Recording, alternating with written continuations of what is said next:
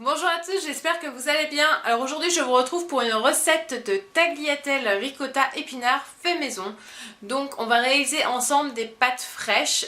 Il n'y a pas à dire, les pâtes fraîches franchement ça n'a rien à voir avec les pâtes que vous pouvez trouver dans le commerce. C'est pas du tout le même goût et ce qui est agréable c'est que c'est super simple à faire, super rapide, ça coûte pas cher et vous pouvez les personnaliser comme vous voulez. Donc dans cette recette je vais vous proposer des tagliatelles faits à partir de paprika. Donc pour réaliser mes pâtes j'utilise un petit outil que j'avais pas auparavant. Auparavant je me contentais d'étaler la pâte avec un rouleau à pâtisserie, mais honnêtement ça on n'obtient pas la finesse nécessaire pour réaliser des vraies pâtes. Et du coup depuis que j'ai cet outil, je réalise des pâtes assez régulièrement et c'est vraiment super pratique. Donc ça ressemble à ça. Vous pouvez le trouver dans les magasins de cuisine de type Du Bruit dans la cuisine ou Alice Délices. Donc là la marque c'est Marcato et c'est l'Atlas 150.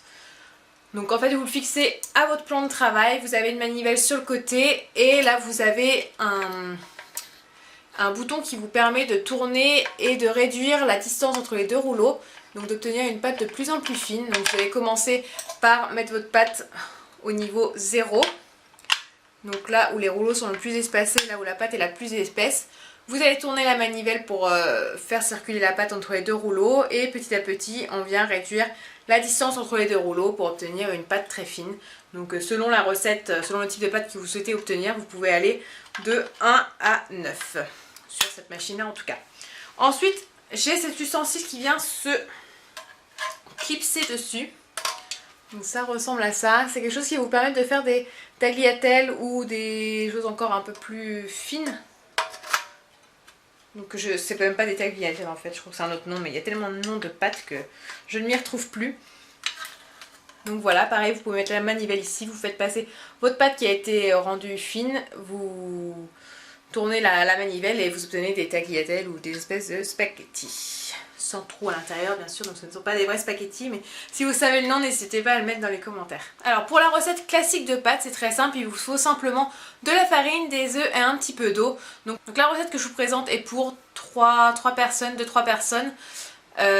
Donc vous avez besoin de 300 g de farine et de 3 œufs. Donc vous allez mettre la farine dans un saladier, creuser un puits, mettre vos œufs un par un. Je mets également un petit peu de paprika et ensuite je vais venir mélanger le tout. Donc au début je commence avec une fourchette, mais assez rapidement je vais venir pétrir la pâte à la main.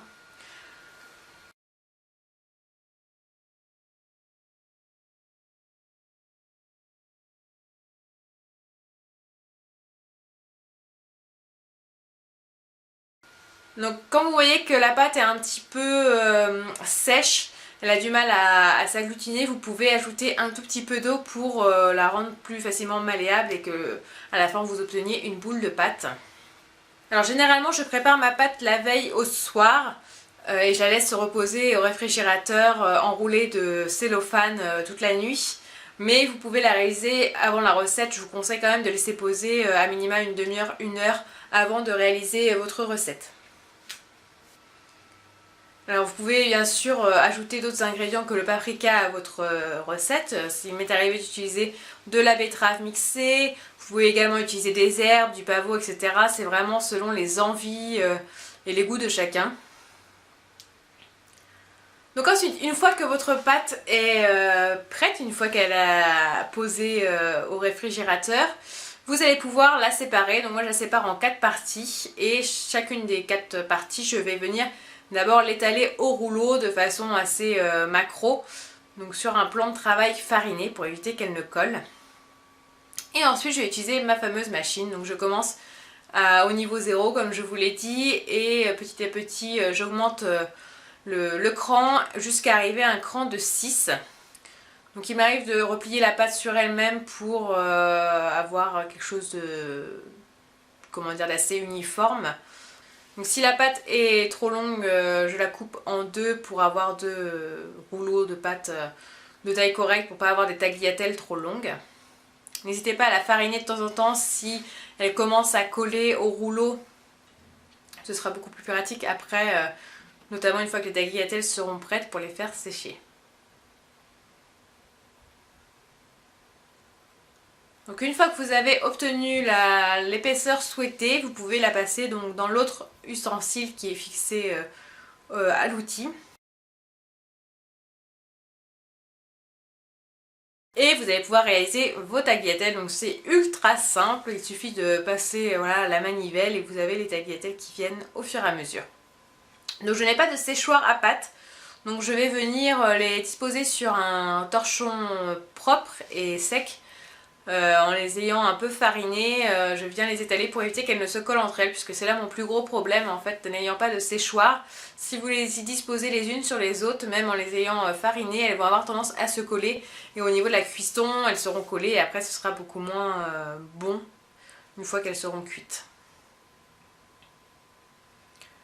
Vous pouvez également utiliser un vrai séchoir, un séchoir à linge, en disposant vos pâtes dessus. Bien sûr, il faut que celui-ci soit propre. Cela semble évident. Donc une fois que j'ai passé toute ma pâte dans la machine, je vais pouvoir faire cuire les pâtes. Donc je vais commencer à préparer en parallèle une sauce. Donc ici il s'agira d'une sauce ricotta épinard. Donc pour cela je vais mettre un peu d'ail dans une poêle. Donc de l'ail que j'ai écrasé avec un petit peu d'eau.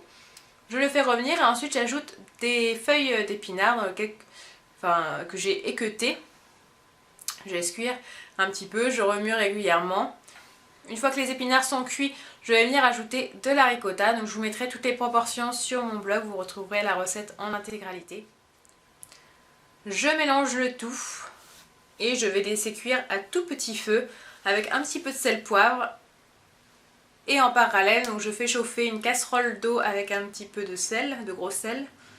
Une fois que l'eau arrive à ébullition, je vais pouvoir ajouter les pâtes.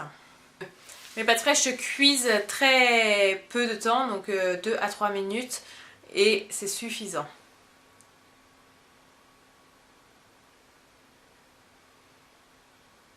Une fois que les pâtes sont cuites, la sauce est prête, je vais pouvoir dresser. Donc là j'ai la vidéo qui a été coupée au montage, donc vous verrez que l'assiette une fois dressée, j'ai ajouté un petit peu d'oignon frit dessus, c'était vraiment très bon. N'hésitez pas à me dire si cette recette vous a plu, à commenter et je vous retrouve prochainement pour d'autres vidéos.